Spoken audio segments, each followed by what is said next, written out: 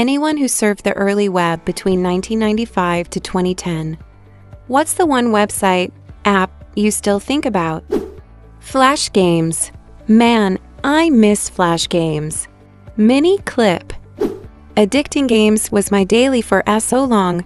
Newgrounds for me. It was one of the best sites for Flash games and animations.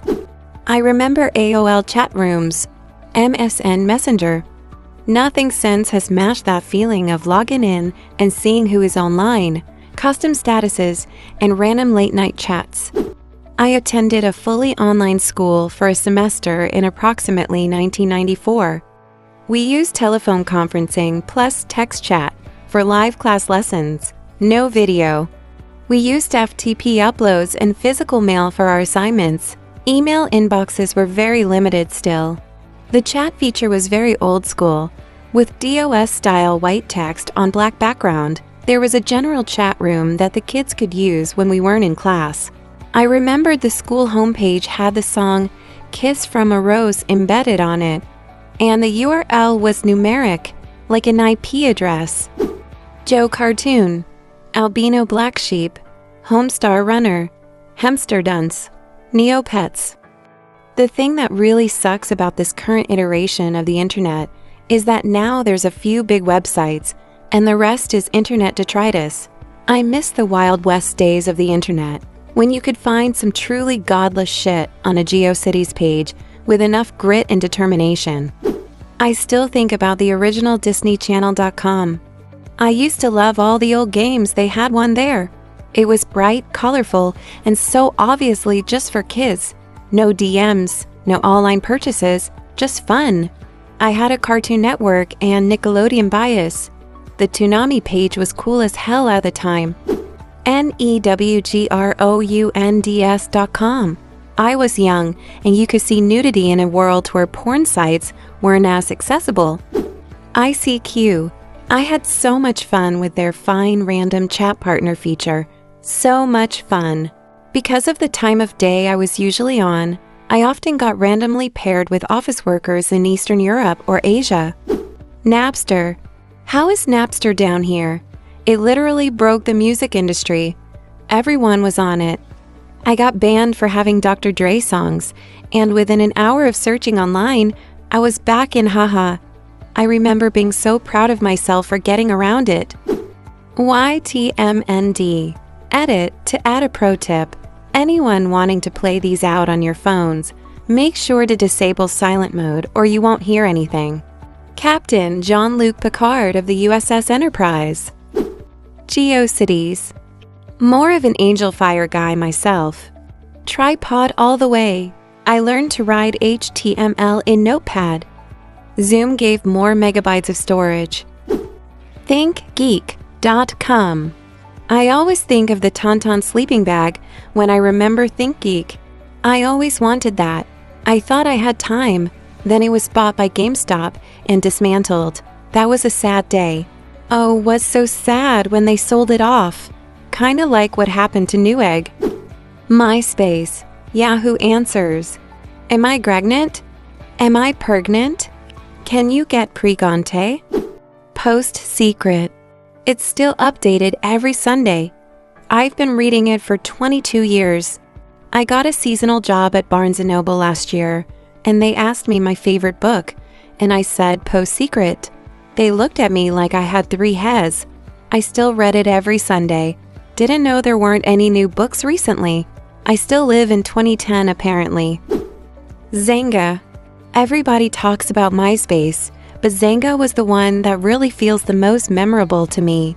I spent so much time on there as a teenager, posting my shitty poetry, hoping to get e-props for it. No one ever remembers Xanga. I spent so much time customizing my page. Early eBay, before it just became another storefront. Same for Amazon, when it was just a bookseller. Man, watching Amazon go from one of my favorite places on the internet to gestures broadly was a disappointing experience. I wanted them to succeed so bad for the simple fact I could find just about any book there. I did not want them to become this Goliath it is now. LiveJournal. I miss LiveJournal a lot. I met some really good friends through that site. I think about LiveJournal at least once a week. Edit to add, my very first avatar was Buddy Christ. The other was Clippy, with a message about needing help writing a note. Not even a website.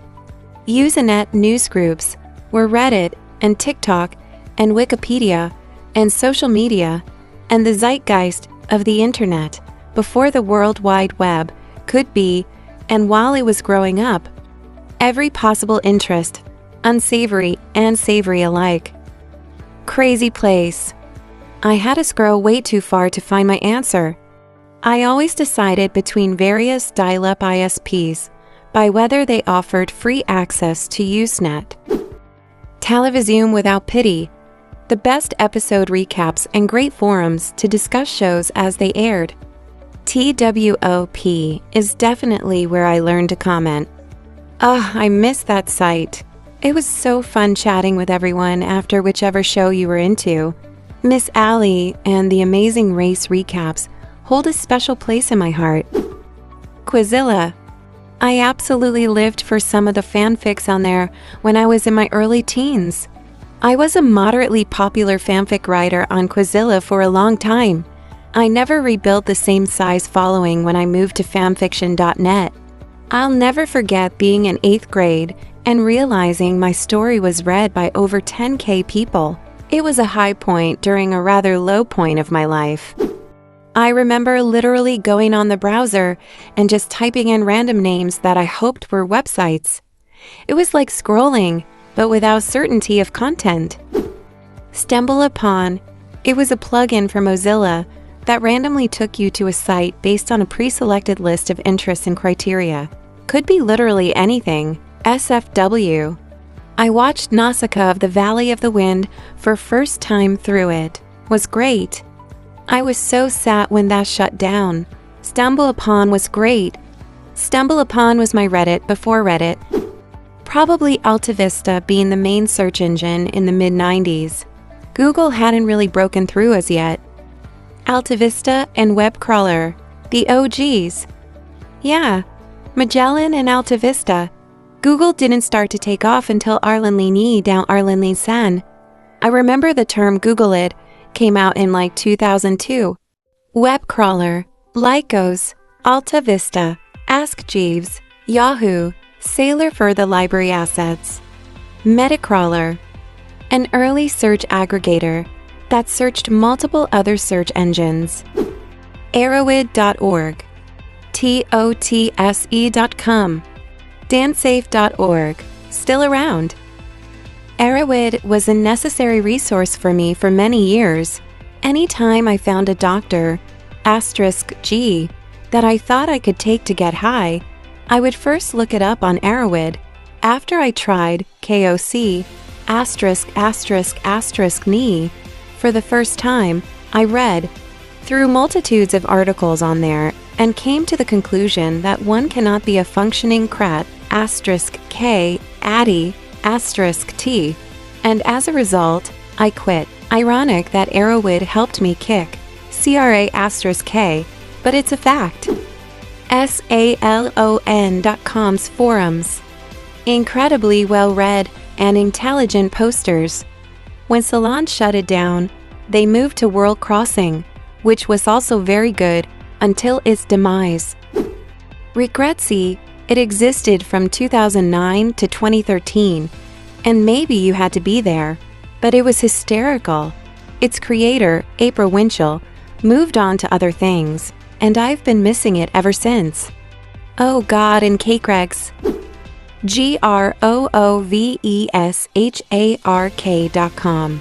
It had a ton of B-sides, live, and other rare tracks that I cannot find in other music streaming services, mostly because a ton of content was uploaded and shared by other users from their own rare music collection. I still mourn the loss of a ton of great playlists and versions of songs when they shut down without any warning. Grooveshark got me through secondary school. Still miss my playlists. College and my first shitty job after college for me. Lowell. I am showing my age now, aren't I? please subscribe and like it. This will really help me in developing the channel. Write in the comments which sites you remember. See you!